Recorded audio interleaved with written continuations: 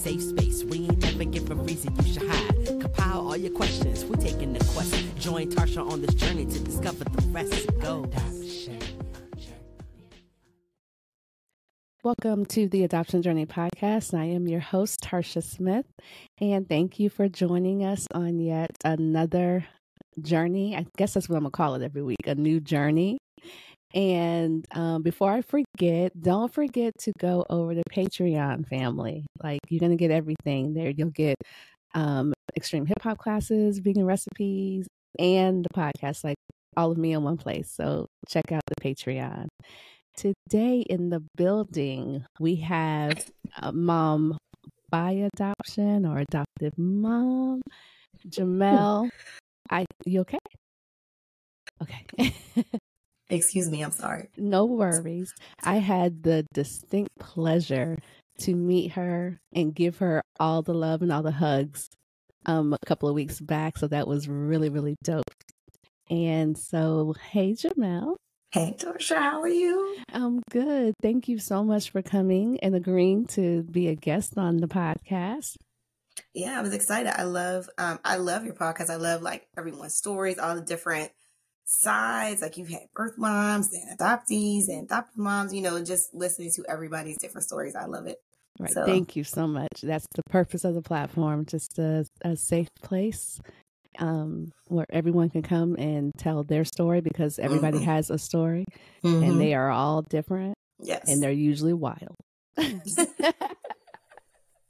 Right. And that's the thing. It's like everybody says, like, one thing you like, once you get, I would say it's like adoptive parent, because you don't know a lot.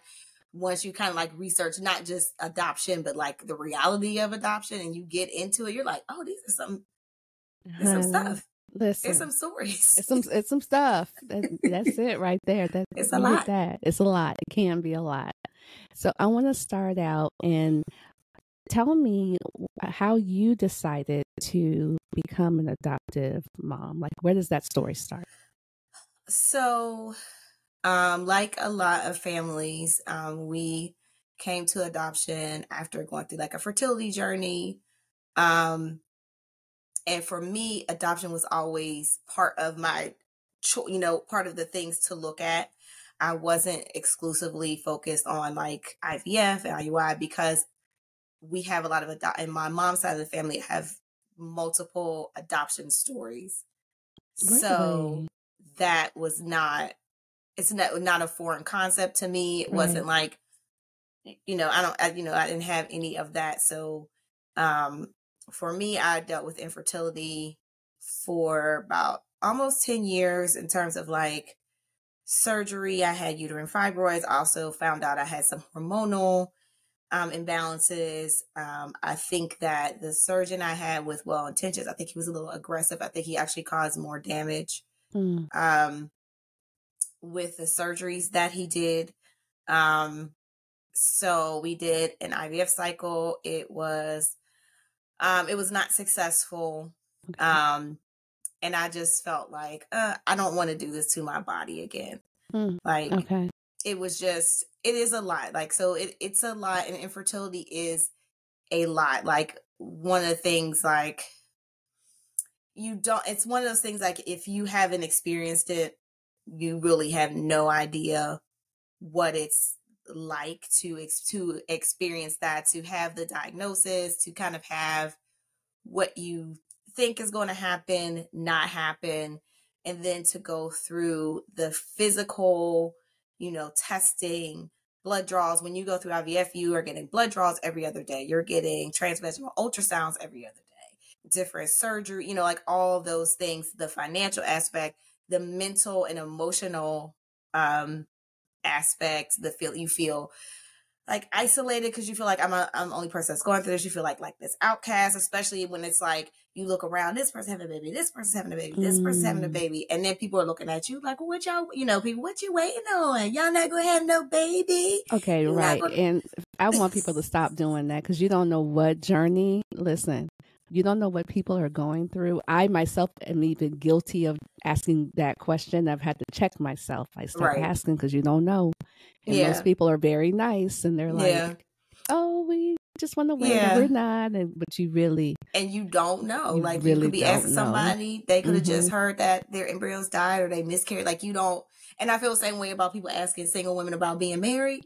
Like, you don't know. It's like for me, those two things. And maybe I didn't get married till I was in my mid-30s. So I endure a lot of, where's your boyfriend? You're not getting married. And then when I had a boyfriend, when y'all getting married? What are you going to, and it's, so that's like personal pet peeve of mine. And now most people don't mean anything bad. They just are like, they want to see what they think is doing well. And especially they want to see when you get around the family. Right. So, I know, and most people are well-intentioned when they ask that. They're not trying to be like cruel. I mean, some people just in your business, but they don't mean to be invasive or mean like that. But it's, when you're going through something like that, it's always on the surface. Even when you're able to like button it up, it's, it's under the surface. So that's it for me. Like I said, I just was like, I don't want to go through, getting up, sticking myself twice a day. Let me ask you this. When you were going through this, what kind of support did you have? Because that's a lot. So it's interesting. My husband was, my main support. I didn't tell a lot of my family just because, they kind of knew the situation, but they didn't. Okay. So I kind of was, I don't want to say going through it, but we didn't have the support group yet. So, so one of the things I did, I started a blog. So so this was 2013 is when I found out I had uterine fibroids. Okay. So I'm like, this is internet, but not like it is now. So I'm Googling and I don't see a lot, or I just see honestly like white women. So I'm like, okay. Couldn't get that, trying to swallow. That's real interesting. Right. When Tell we me actually why that are stood out to you. Tell me why that stood out to you. We're not, okay. So one of my things that I always on my other platforms, like we as Black people don't talk about these things, and it's to our detriment.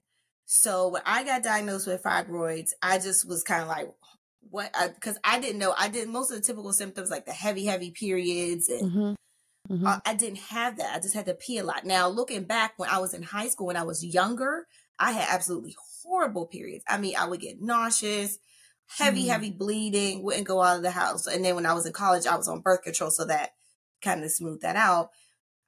Like in my mid to late 20s, I was like, I took that because I was concerned about the chemicals and like, oh, when I find a man and I want to get pregnant, I don't want to have to go through this.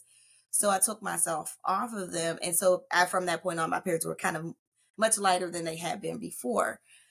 So the ironic thing about that is, I was dating my now husband. We had been dating for maybe like a year or so. And I was just having like weird pains and I was having spotting. And so I was like, am I pregnant? Cause it was kind of mimicking some of those like early symptoms. Okay. So I take a home test and it's negative. So I was like, okay, cool. But let me go to the doctor to get like a blood test. Or see what else is going on. See what's going on, right? This doctor lays me on the table. She does, they kind of press on your belly, like on your abdomen. And she says, well, what are you doing about your fibroids? And I said, I'm not doing anything because what are you talking about? Because that's not why I'm here. Right. So she's like, yes, you have several like palpable fibroids and so I was just kind of like, okay, let me process this. So then like I call my mom and she's like, yeah, remember I had fibroids. Your aunt had a hysterectomy.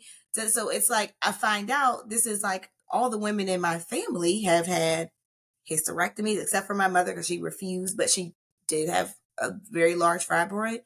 Most of the women, my aunt, my like older cousins, like my mom's first cousins, they all had some type of issue, and my great aunts, almost all of them had hysterectomies because they had fibroids. So it was like, again, this is not a conversation that we're, and most women are not having that conversation.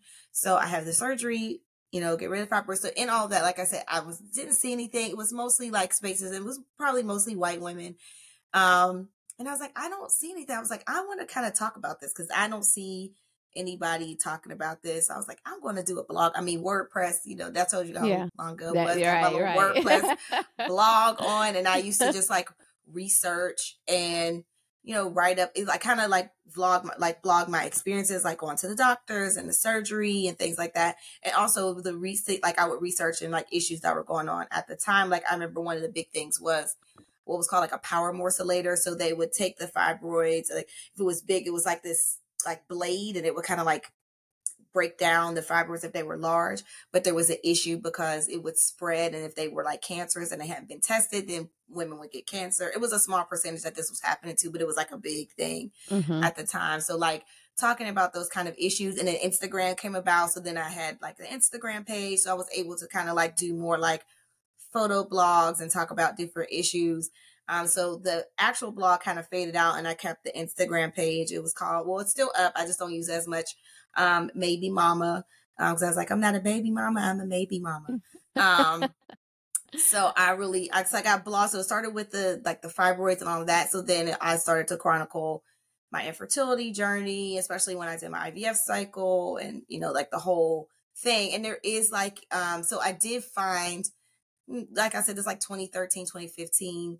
Like there was a blooming at that time Black infertility community online. Okay. So there was, there's a group offline, but it's on online, but it's offline. It's called Fertility for Color Girls, Reverend Stacey Edwards Dunn in Chicago. So she started that based off her own experience. She started a support group in Chicago. And so then she had the idea like, no, other women can benefit from this too. Right. So there are support groups, like she gets people to kind of like, I don't want to say charter in that way, but, create fertility support groups for, it's open to Black and brown women, but it's mostly Black women. Okay. I didn't have that support group though till like, I kind of was over, but that space online though was helpful. Would you say that had you had that support group when you were going through, it would have helped? It would have probably been more. It would have been more helpful in the midst of it. When I did have the group, I was kind of deciding what we were going to do, and it was just good to hear, to see other women like, got you, girl. This is what's happening. This is how I feel. I mean, everything from just how you feel to like us people just say like, oh, I had a breakdown today. I'm so tired. I just, those emotional things, or the medical things like, or I went to the doctor and they told me this, and this. Did anybody experience this? So having just having someone connection to bounce off of, and people that understood. Because if you talk to like your girlfriends and you're like, well, the doctor told me that we need to do ICSI and it's IVF and bull, and you're saying it's alphabet soup, and they're like, I'm sorry, what? Right. So when you go to a support group or you go to like other people who are going through it, they're like, oh, okay. Are they also going to test your embryos? What grade are your embryos? Like all those type of things. And you have people who understand not only just emotionally what you're going through, but the actual process they understand. So that was helpful. So another young woman, Regina in Chicago, her blog was Broken Brown Egg. So I found I know who you're talking about. So I found like those people and kind of like spaces. So that was helpful because it just made me feel like, oh, I wasn't alone. And so I did my little blog. No, I didn't blow up like that, but I have like a nice little like contingent of followers. And more than anything, it was like cathartic for me.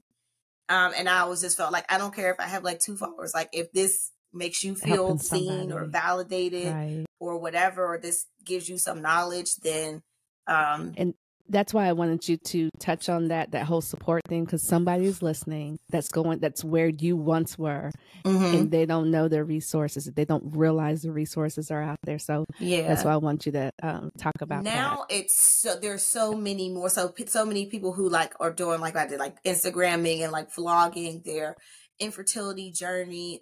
First of all, just talking about the conditions. This is just general like reproductive health. Like we already know as Black women, we're not listened to, we're not seen. There's stuff called obstetric racism, medical racism. Obstetric racism is about pregnancy related specifically, which is how we get into maternal mortality. Right. We know that we're not listened to. We suffer at higher rates of those type of gynecological things like fibroids, PCOS, endometriosis, endomyosis. We suffer those things at higher rates. Anyway, And so those things are going to affect or impair your fertility. But outside of that, it's just your actual health. Like those things are affecting our health. We do suffer from those at higher rates. But up until very recently, we were not talking about it. We were just suffering with horrible periods and surgeries and not being able to go out, all those things, you know, facial hairs and you're like what's going on. Not talking about these conditions are real for women generally, but we are affected by them at higher rates. And I know because I've done research, like actual academic research, like we're suffering from these things at higher rates than white women. We're not seeking the help earlier, and same for fertility. We're not going to get the medical help early. We're trying to, you know, I'll figure it out, or I'm get some herbs and it's the pass, or it's not that big a deal. And, you know, we seek treatment late. So we're already affected by those things more. And to me, it just became, as I learned more over there, it was just like take care of your body, whether you want to have, like, it's not even about the fertility piece. Right. This is your body. And if you are bleeding through your clothes every month, your period is on for like 20 days of 30 days of the month. That's not normal, family. That's not normal. Right. That's not, but we are told that's like, I remember when I was in like I said, I was in high school, I had horrible periods. And I remember like kind of saying to my mom, like, this is like, you know, this is not, I felt like this is not right. Yeah. Like, this is not right. And I remember I like read in the library or something about endometriosis and the symptoms. And I was like, ooh, that sounds like me. So I go to my mom, like, I read about this thing called endometriosis. No, this is the 90s. I was in high school and like, I can't wait to see what her response was. I'm listening. In the 90s. So, you know, this is like, okay, I was in high school, 93 and to mama's 97. of another generation. Right. So of course she's like, girl, you don't have no like, you're fine. Women have, you know, it was that, you know, you're a woman, women have periods are uncomfortable. You don't have no endometriosis, whatever. But my mom's bleeding through my clothes. So. Right. Like there's that. I'm missing days of school. And then it got to the point where mom was like, you're not going to miss any more days of school. Like you know, like you said, it's a different generation. You're fine. Women had periods, you know, one thing about women who didn't even have, you got pads. When I was a kid, we had pads with the buckle and you had to do all this. They stick to your underwear. They're thin. You're okay. You know what I mean? And that's like at the time, right. Yeah. That's how it was. So you're like, all right, then she's like, here's some Midol and some Advil and go to school. Hot water bottle. Girl, not the hot water bottle. Not the hot water bottle. And, you were back with that one. Right. Because that's what we had. We had the hot water bottle. Okay. So like that's how that was. And I just want, you know, even still like now it's a big thing. I'm like, that's not normal. You're having like facial, like you got a beard.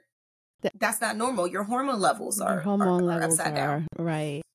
You should see somebody about that. So, no, I mean not in a like in that kind of way, but like like you should see somebody. You should see somebody. So tell me, so you've gone through all of this, you have this, I love that you found this support, you know, when you started deciding what to do. So how do you and your husband land at, okay, we're going to go to adoption? And go ahead and turn that corner and take me down that road. Yeah. So, like I said, so for me, adoption was not like, and for some, you know, I know there's a perception, maybe some adoptees feel like, oh, this was like the last ditch effort. And I can't speak for all the people who are adoptive parents, but that to me, that's not my last resort was we're not going to be parents. So this was just part of the things that were available to be a parent. So, and that's one of the things somebody said was like, do you want to be pregnant or do you want to be a parent? Yeah. Which resonated with me, but I'd already adoption was already. So before we had made a decision, I was like researching and I went to an informational meeting to the agency we ended up using, but we hadn't really made the decision. I just wanted to learn because it's so like secret squirrel. Like they don't want you, which I have a problem with. Hold on, before you go down, before you tell me about this informational meeting, I want to ask you about your husband because there's this thing out there that Black and brown men typically do not want to adopt. So tell me what this was like for him. So he was not against it. He just wasn't ready to go there yet. Like he thought we should, some of the other medical options that were available, he wanted to, he was kind of like, well, we could try this and we could try that. And I was like, sir, I'm done. I don't I see what you're saying. Like, I understand. So that was a discussion, and I was like, I see what you're saying. But me personally, and just to be honest, like thinking about the cost, the actual financial cost of all those things, I was like, I'm okay. I don't really. So there was a time we were kind of like not seeing eye to eye. And again, he wasn't against adoption. He just wasn't ready to make that decision yet. And again, for me, interesting. My great grandmother was orphaned, and she was, if you want to say what we call now kinship adoption, her and her brother went to live with cousins. Okay. So there's that. My mother, ironically, many years later, also orphaned, well, partially orphaned.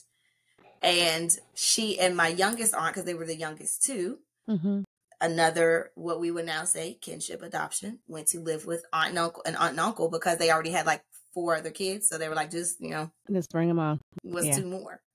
My aunt, my mom's oldest sister, got pregnant in high school in the 60s. So you already know where this is going. Yep. Yep. Bring me that baby.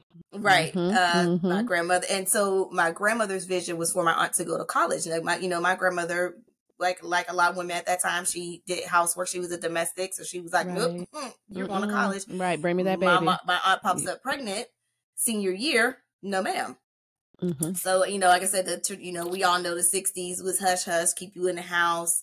You have the baby. But in that case, the baby, my cousin, went to my grandmother's best friend, who we now we know like she had infertility and they always wanted children. So he went with, so she adopted him, or they adopted him. My aunt, it was kind of like, this is so weird. Like they were kind of like a bit of an open adoption. Like she was around, typical kind of Black people, almost like, this year you think your mom is your sister or your cousin, and then you find out later, right? So she was kind of around, but he was told that she was someone else, and then it came out, later. They do have a, relationship, because to the point that I didn't realize till I was older, when I put 2 and 2 together, I was like, oh, okay, right. So we have that. I have a cousin. We're the first family. I have a male cousin who had a lot of children. Not going to get into that. But she was adopted when she turned 18. Well, a little bit before she turned 18, she found her grandmother, my great aunt. She found us.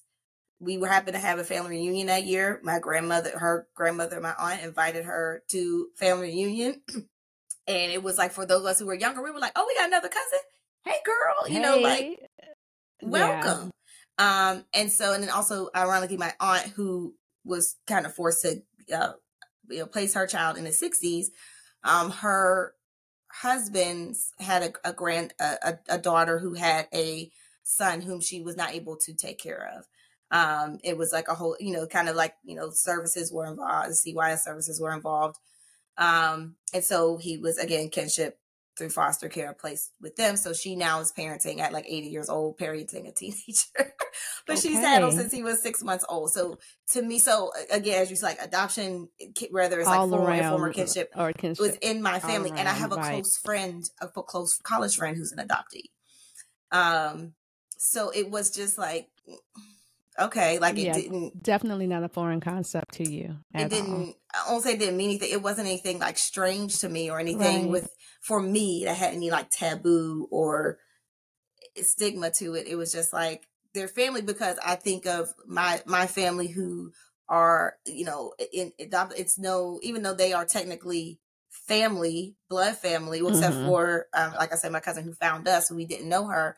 When I think about that, like there was I didn't feel any type of like, who is this person? I was like, okay, cool. Like, and I'm glad to hear you say that, because I got another cousin. There are some adoptees that think that if they find their family, it's going to be like horrible rejection. And I love to hear people talk about the good side of reunion.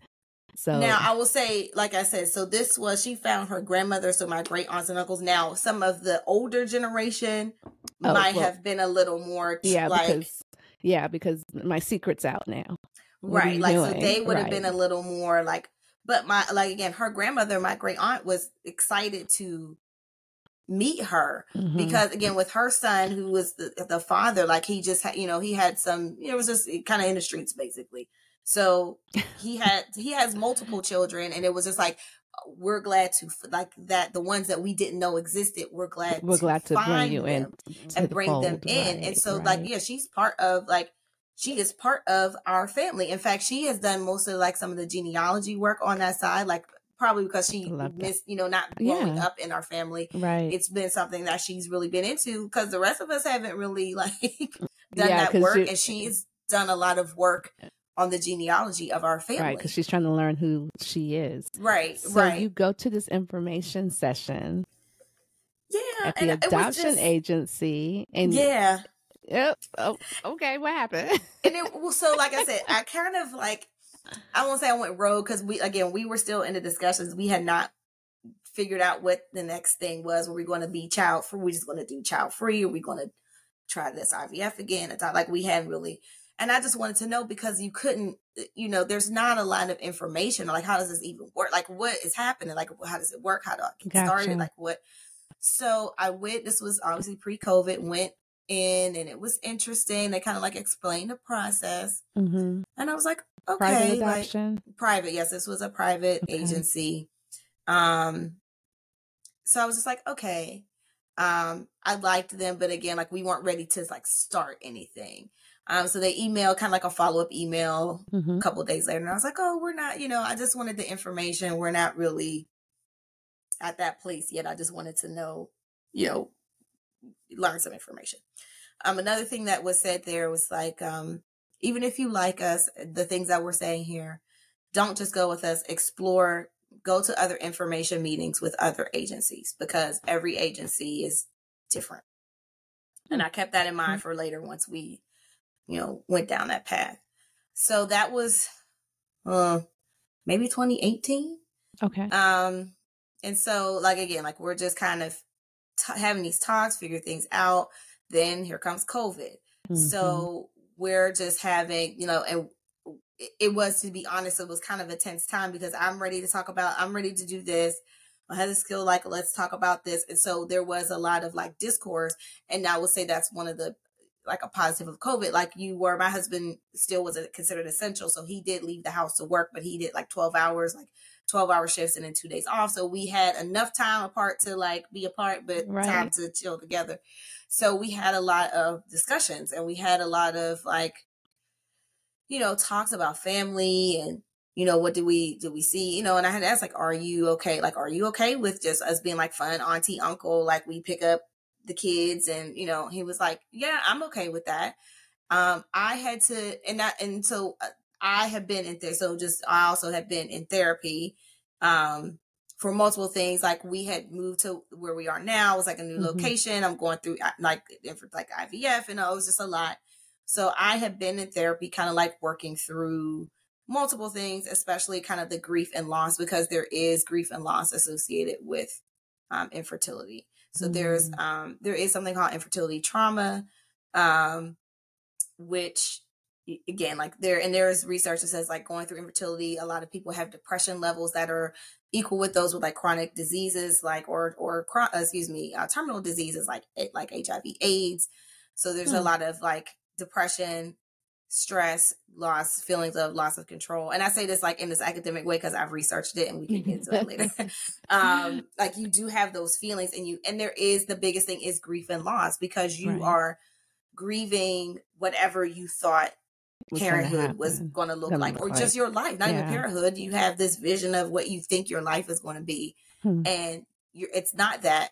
No fault of your own. This is just where you are. So grieving that, going through your self-esteem, because you do, even though it's not your fault, it still feels like it's I am a woman. My body is designed to do this one thing, essentially. Like, you had one job, and you can't do that one job. Yeah. So I have been in therapy, kind of like already working, and I do always say that, and I've seen a lot of people on both sides, like, I've seen other adoptees or maybe, like, adoption professionals, and I co-sign that.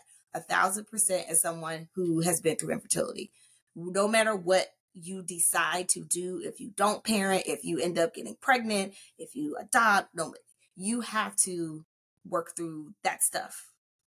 Because I'm glad you're saying that, because that's a step that's missed. I think a lot of people just go right over forward, and then you have issues sometimes. I think when I hear other adoptee stories and I hear some of the things that their parents, especially the mothers, have done or said, and first of all, it hurts me because I'm like, who would say that to a child? They doesn't didn't matter. work through who would do that to a child? Who would say that to a child?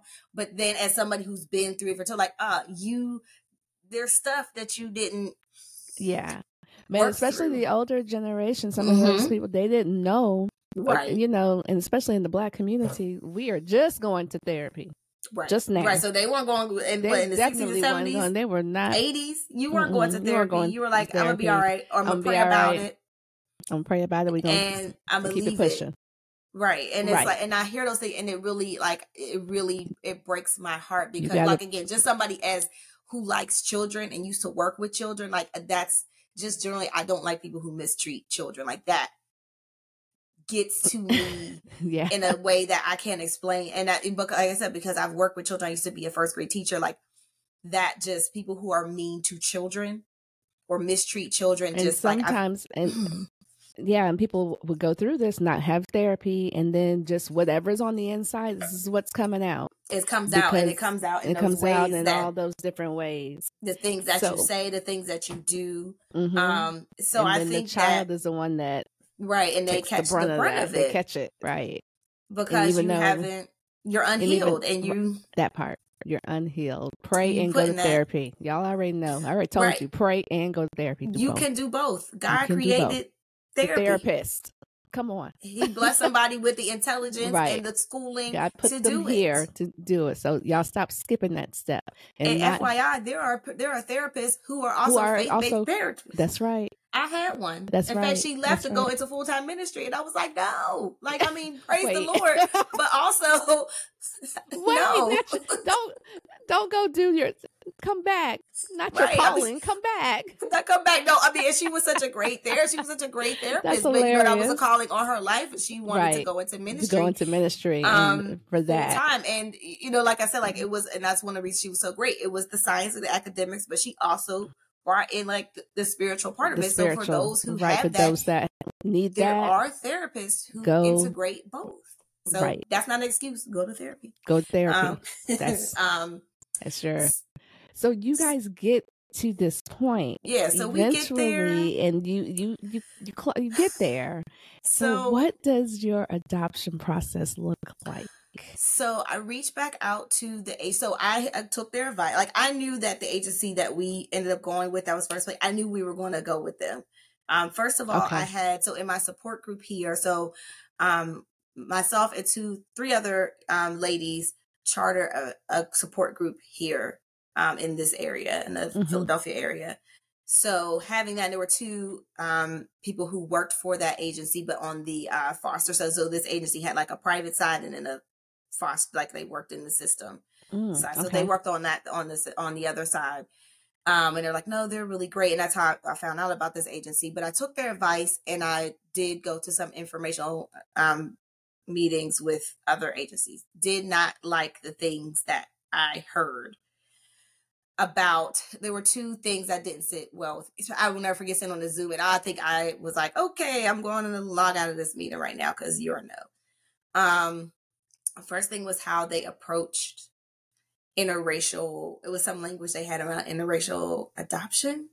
And I did not like it at all. And I remember putting in the chat, because you couldn't, it wasn't like Zoom, it was some type of just webinar platform, and all it was open was chat. And I just remember typing furiously, if you don't have the, it just completely, I was like, I don't like how you're handling that. And the other thing was, they were saying we do XYZ placements, adoptions a year. And I didn't like the number because I felt like it seemed very high. And one of the things when I decided to, when we made this decision, and one of the things that I always prayed about was I don't want anyone to feel, I don't want a situation where someone is coerced, forced, or unsure about the decision that they're making. And with the high numbers that they were saying, to me, it just didn't feel right. It felt like, what's if going there's on this, here? you're doing this many, there might be some regret in here. There might be, like, it just didn't feel right to me. It felt, I didn't like it. So I was like, nope. So like the next day I emailed the woman who had like followed up with me, but like a year before, I was like, hey, we're kind of ready to, hop back into this. So we did another informational meeting. And then we had then they assigned us someone to just kind of speak with us about the process and start that, put our application in to get the ball rolling. Okay. So we start this in, was it 2020? I feel like time. I guess it was 2020 because everything was like Zoom. Okay. But it was like in the summer. So everything was like, it was, because everything was like over, like literally everything, all the meetings with the adoption coordinator, everything was over Zoom. So, they sent us the packet and we're, doing all this work. For me, the heaviest part was they ask you about your family of origin. They ask you all these things about your family, about your marriage for those who are married, about yourself, like how were you brought up? And it makes you kind of go inside because you're like, it asks you things that you're like, oh, I never thought about the actual dynamics of my family growing up. Like how, or like, they ask like, how do you handle conflict within your marriage? And it's like, you kind of take for granted, oh, this is how we do it.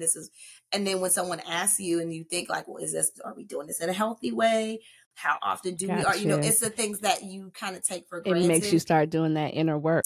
And you're like, right. So it was like some inner work. And in the midst of that, this is kind of where maybe before that I suggested to my husband, because I felt like he hadn't processed the infertility, like the grief with that. I was like, I feel like you haven't really processed it. I think we had talked about this before we started this process. And also my husband is a caretaker for his father. Okay. And it's that's a lot. Those who are caretakers for elderly, that's a lot as well. And I could tell that was also way, especially during COVID. It was just like he couldn't get to, so it was a lot. And I was like, I think you kind of, I was like, I think you kind of stressed about taking care of your dad and helping with your dad. And I don't think you dealt with in that way, like in a more existential way. So my husband was also into, so we're a therapy house. Like we went to therapy so glad that separately. You are. We didn't do joint therapy, but we did our own individual therapy. So we're on top of that. So you on top of whatever work we're doing as we're going through this paperwork and having to answer these bio sketches for each of us separately about ourselves and our family, he and I, and then our families of origin. And then the home study process, when they kind of dig into and ask you those questions and what do you think about this? What are your philosophies on parenting? Like all these things, we're like, oh, okay. Yeah. All right. And then of course at the same time, we're taking classes. So this agency mandated, I think we had to have like 7 hours. I think it was like equivalent of like 8 hours. So it was like 1 hour plus. They weren't, let me just say, they were not always just 1 hour. Sometimes it was like full morning, like you were on Zoom, like all day. all day. But it was really great. Like they talked about, like child development. Like this is normal child development, but with an adoption lens. So this is what's appropriate to talk about adoption as an infant, as a toddler, as a teenager. Like these are the things they talk about. They gave you all these different. Hold on, I want to ask you about that. How beneficial do you think that talk was when it's beneficial to talk for me, I think one of the things I want to say about my agency, as again, like kind of being in this adoption like space now and hearing other parents, adoptive parents, or either adoptees, I realize how, I don't want to say unique, but how I think my agency kind of does it right, if you want to say that. Because there are some things where I'm like, oh, y'all didn't do that? Or your person told you that? Okay. That's why I stopped you right there, because I don't think I've heard anybody ever say their adoption agency had that we conversation, had a lot because of it's so important about like different things like something that's almost like small as, but for those who it's not very common, especially with our agency who did like pre-birth matching. So like, okay, going to the hospital, this is if you're going to the hospital and you're meeting with mom, this is how you approach it. You need to be sensitive. You also need to realize that she may change her mind at any given moment. So don't come in there and start snatching a baby out people's arms, because that's not your baby. Like, they're literally telling you, like, that's not your baby. I know you've had it agreed. Like, that's not at this point, that's not your baby. Right. So when you're coming into this, if you're somebody who's pre-matched, or you are matched at the hospital, baby still at the hospital, mom and other, other family, depending on the situation, she may have the dad or her parents or sisters or brothers. There may be other family. They actually addressed that. Yes, they did. Wow. Yeah. So, like, that's what I'm saying. So those type, and I like, again, like, so, right. I'm realizing after the fact, like, oh, other agencies aren't. Yes, they are talking about that. Yes, they are. Yes. And like, I did, like, again, like, sometimes you don't realize maybe how good you have it. Like, you're kind of in a bubble. Like, I didn't realize other people or if are they saying are, that. If they are addressing it, they're just kind of grazing over it. Yeah. No, quick. like, we had to the a whole thing about, right. like, I mean, some of it was like just things about baby care. Like, okay, you have a newborn baby. Like, what any mom would say, okay, you have a newborn baby, hold him like this, baby, some of it was just things about having a baby. Some of them were things specific about adoption. So did you have an open or a closed adoption? So our adoption is right now semi-open. So we were able to meet our son's mom, okay, via Zoom, as she was making her decision, as she was finalizing her decision. And she was still pregnant at the time? No, he was already born. He was here. Okay. Initially, she wanted like a visit once or twice a year, which we were fine with. But over time, like, that just never materialized. So it's right now, it's just the notes and the photos that we send to the agency.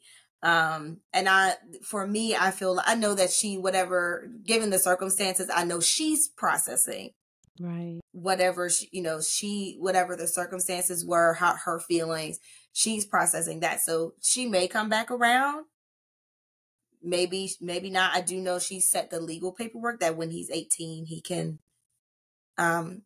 search everything, but he will have everything that we have right now. He has access to the paperwork, the things that we have, the information that we have about her and her family, some of the circumstance things that we know. We will be, we're not going to gatekeep that. You can know that as soon as, at age appropriate level, right. But we don't plan to ever keep any of that from him. Let me ask you this: having a semi-open adoption, and I always ask my adoptive parents, I just want to know your opinion.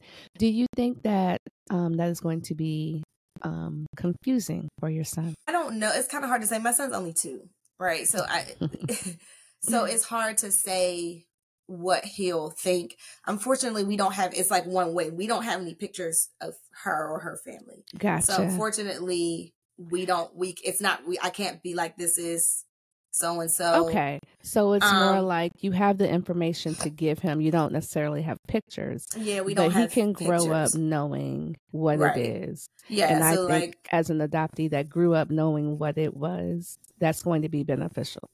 That's good.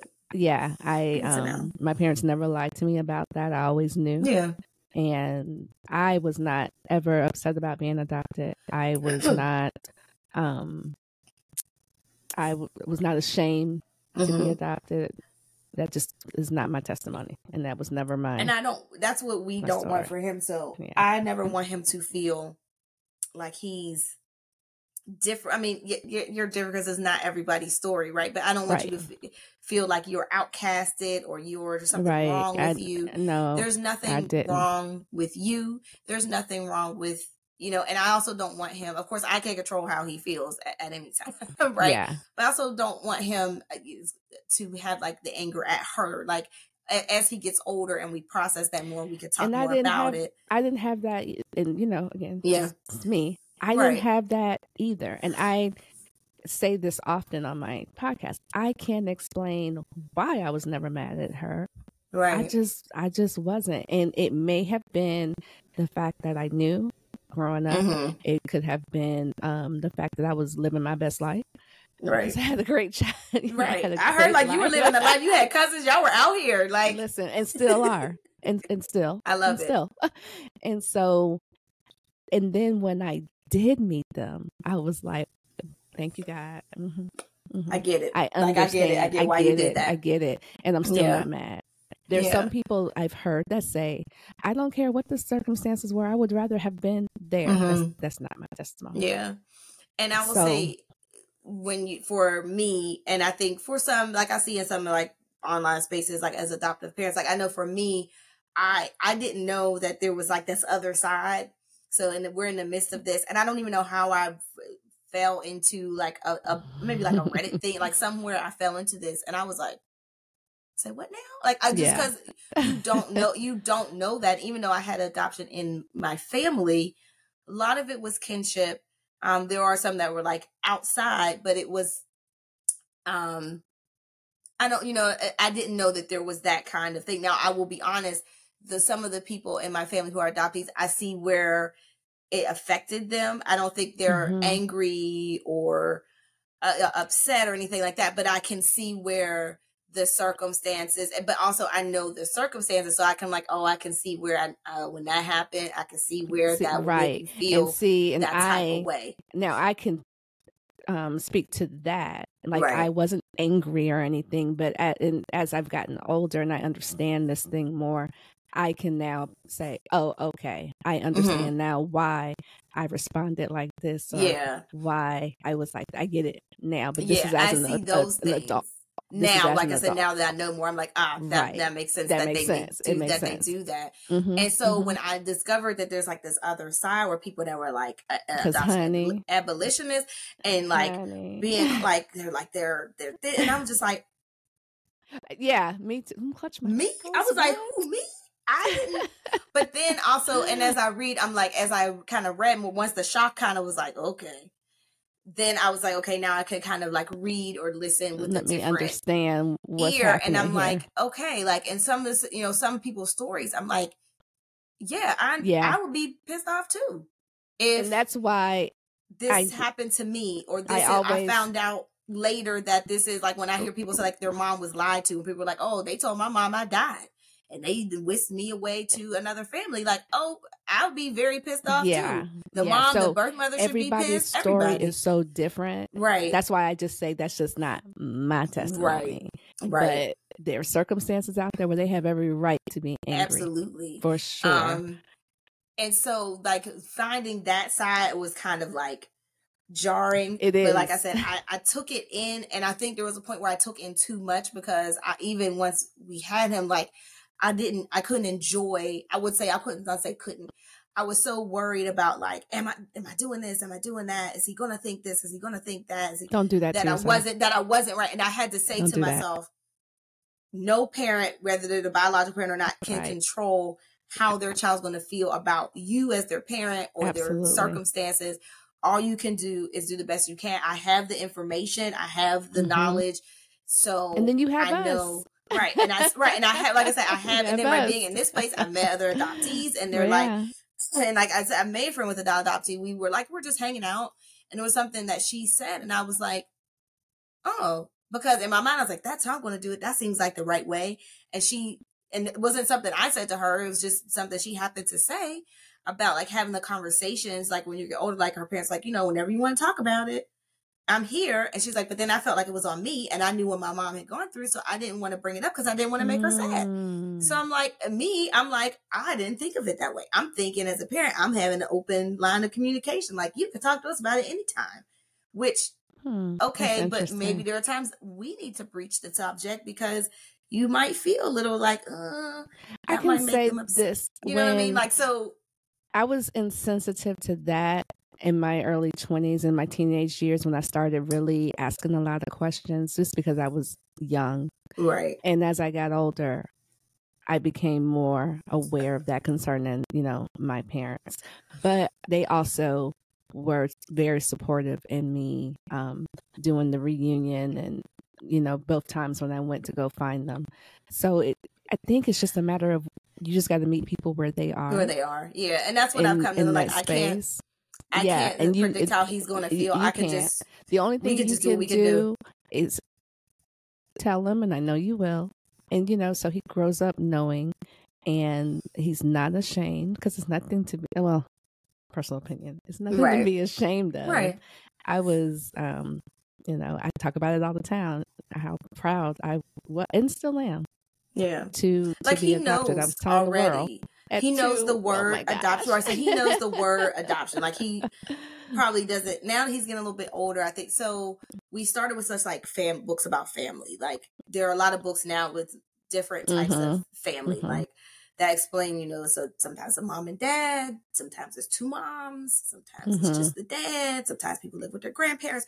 So we talk about those type of things early, like just the concept of family, and that, everybody's family is different, but everybody's fit like, and so I have a human development and family science background. That's one of the first things when you talk about family science, that now they're telling you, like, your first class is like, okay, so if it's a functional family unit, it's a family. It doesn't matter if it's a gang of cousins that live together, like whatever it is, if it's a functional unit, right, then it's a family. So that's kind of how we talk about. Now we're talking more about adoption. Like sometimes I'll tell him at night, like the story, like when we went to meet him for the first time and pick him up. And sometimes we just say, like, there's a story, like I said, one of his books talks about different ways of making family, and it says some kids are adopted. So it's like adopted. It's like you adopted. And I said, that means you have, like I said, you had a mommy that had you in her belly. And then she chose mommy and daddy to be your mommy and daddy and love you every day forever. Right. So that's like the basic thing. Yeah, and that's like, that's where we are at this point.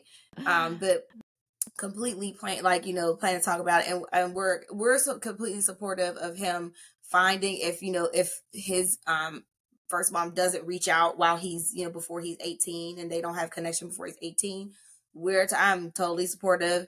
We'll do DNA, or what you need me to call and help you get records, whatever you want to do, because I guess for us, like I said, because A is just who my husband and I are, just our personalities. And I think because we went to therapy, and because even with his family having, like, a lot of people have like mixed families, and you marry, somebody marries somebody and they already have kids. And so you're kind of integrated. Family, we all have both those types of things. And so it's like, he and I just happen to be people who are not so narrow on, like, this is family.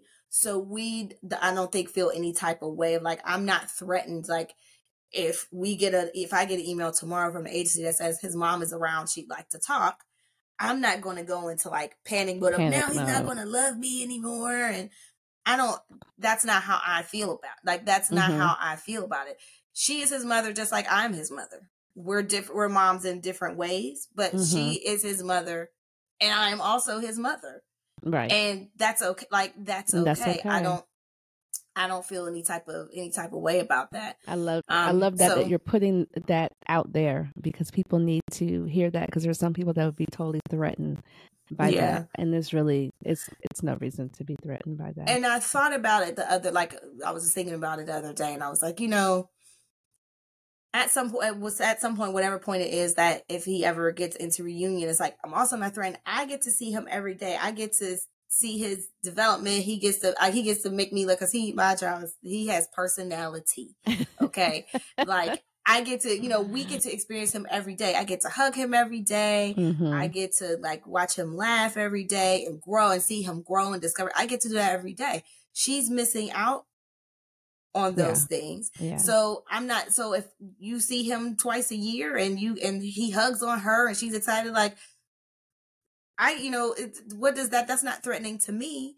He would have those moments with her. I don't feel threatened by because that. I can speak to that, because I found both sides, but it was never about replacing my parents. Yeah, I don't feel that way, because we're different, and also we're different people. You know what I mean? Like, we're different people. There are different things that we would have to offer. So I personally don't feel like threatened by that. But at the same time, I know there are still some adoptive parents who feel very much so, and that's why you're not going to love me anymore if you find your mom and dad. That's a therapy session, right? That's where you get. That's where you go into therapy and talk about it. Go sit on the couch. Because that's not, and I don't want to hinder him in any way. And again, like, it's up to him if he wants to find, if he doesn't want to find, like, whatever you want to do, like, we're supportive of. And that's my thing, is just, I just want him, my wish for him is just to be himself. Like, I said that from like the moment like he was placed, and I was like, I want you to grow up to be who you are, whatever that going to be. I want you to feel, and this, I think this has nothing to do with adoption, just as a parent, like, I want you to be comfortable in your skin.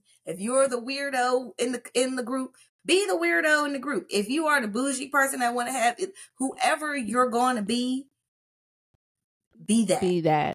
And do it well. And just be who you are. And I think that's probably because, as like in our generation, sometimes you weren't allowed to be yourself. You didn't get to be yourself till and about then you have to rediscover yourself, because, it's so, like, when I think about these generational, you get like the boomer discussion and millennial. It's like the little Gen X, y'all just lost in the sauce, and we're okay with it. Right. But it's like there's some attributes that we have. Like, there are some of the attributes that we have, and it's like we're stuck in that middle. Like, no, we're not in some ways as free as like Gen Z or millennial, but we're not as stuck in our ways. Not in the boomers, and like as boomers are. Right. So we're in that middle space, and I think we have like some of those old things, like where you children are to be seen and not heard. We had, like, a lot of us grew up in that space, or like, this is how you are supposed to be. But our difference is, like, after a while, we're like, no, I don't want to do that. Yeah, I don't want to do that, and I'm not going to. And so I'm going to be me. And so it's like, I want him to know early, like, Right. So let me ask you, he has a personality, so he's going to be somebody. Well, he's going to be something. He's definitely going to be somebody, because I see his mama. He's definitely going to be somebody. Oh, for sure. Yes. Let me ask you my last favorite question. If you had anything to leave with parents or mothers or whomever that's going through that infertility, what would you say to them? Infertility is not your fault. Infertility is a disease just like lupus or diabetes. It is a medical condition. It's not something for most people that you did to yourself. So it's not your fault. So take that guilt off yourself. It's nothing that you did, because there is guilt and shame in infertility, which sometimes leads to guilt and shame in adoption, because that's how some people end up not telling, because they are ashamed that they couldn't have a biological child. So you try to just slide in a baby and act as if it is your biological, that's a whole nother thing. But that has to deal with guilt and your own guilt and shame and societal guilt and shame. But that's a whole nother topic. But let go of that. And I think just go through it, and whatever you decide for you and your family is okay. If you decide to live child free and just you by yourself, or you and your spouse, right? You decide to be rich auntie and uncle and just be, that's okay. Like, don't let people guilt you, especially in this economy. Kids expensive. Listen, don't let people pigeonhole you into what you want to do. If you don't want to go through fertility treatments, you don't want to explore fostering or adoption, you just want to live your life, that's perfectly okay. If you want to go through infertility treatment after, that's okay. That's okay too. If you want to look, whatever you decide is okay, because it's what's best for you and your family. I would say medically, ask all the questions. Don't let them tell you what's best for you. If you don't understand, and this is just anybody, especially Black women in medical spaces, ask the questions. If you are uncomfortable, ask a question. If you request a test and they won't run it, keep asking. If they refuse, like they said, like you make them note that you asked for something and they wouldn't give it to you. Make them put that in your chart. Go seek a second opinion, seek a third opinion. Don't, don't, just because they're a physician doesn't mean they're the smartest person in the room. They just have the training, in this area. You are the expert on yourself and your body. So don't be intimidated in these medical spaces. Ask the questions. Advocate for yourself. That's it. And I would say, advocate for yourself. Advocate for yourself. And I would say, if you're coming into an adoption space, advocate for yourself, advocate for your child, and, also ask the questions. If there's something you don't understand about adoption process, ask the social worker or adoption coordinator, whoever you're dealing with. Ask those questions. Ask questions about the circumstances, not because like it's something you're going to reject, but make sure that everything is on the up and up, that there's no, and when you're picking an agency, look for quote unquote ethical things. You know what I mean? Like there are, the information is much better now. Things are out there. But I would say infertility, it's not your fault. Don't feel guilty. Don't feel ashamed. Do what's best for you and go to therapy. Again, regardless of, because there is a lot of, beating yourself up and isolation and depression, and like those things are real. Infertility trauma is a real thing. And no matter what you're going to do about it, you need to deal with it. If you can find a support group, I definitely recommend. Of course, I'm going to shout out Fertility for Color Girls. They're in most major metropolitan areas. And I will drop areas. their link in the description. So finding a support space is also helpful. Even if you just find a girlfriend or somebody that you trust to talk about it with, having community, find community, build community, because it will make the journey a little, the burden a little less light when you do that. That's why I wanted to have you on. I want to thank you for that, to have this conversation, because you don't hear this conversation a lot. And like you said early on, you definitely don't hear it a lot amongst us. And when I say us, I mean Black women. I'll come back a whole nother day and just talk about just that. Because like I said, I did research for my thesis on infertility and Black women's experiences. I did my master's thesis on that. So I have like a lot.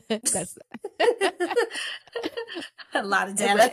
Just what you gave us today is enough for someone to take and ponder and go back and listen twice, 3 times. And you gave a lot of good advice because of your experience, and it's not your fault. And I love that. Yeah, it's nothing wrong. It's not your fault. It isn't. And you're not by yourself. Yeah, and you're not by yourself. It's the statistics are what now. I think it's lower. It used to be 1 in 8. I think now it's 1 in 6. Yeah, you're women definitely not alone. Suffer through infertility. Men too. It's not just women. Sometimes the infertility is male is male, is on the male. Sometimes it's both. Right. So let's just clear that up too. It's not always the women. Ooh. And also infertility is not a rich white lady thing. Because that's the other thing. On that note. It happens to everybody. And on that note, right. Thank you so much for coming and sharing your story. You're very welcome. You have helped somebody today. I promise you that. I promise you that. So. And until next week, bye, family. Journey on. You need a pie with the good? Oh yeah, what's the one?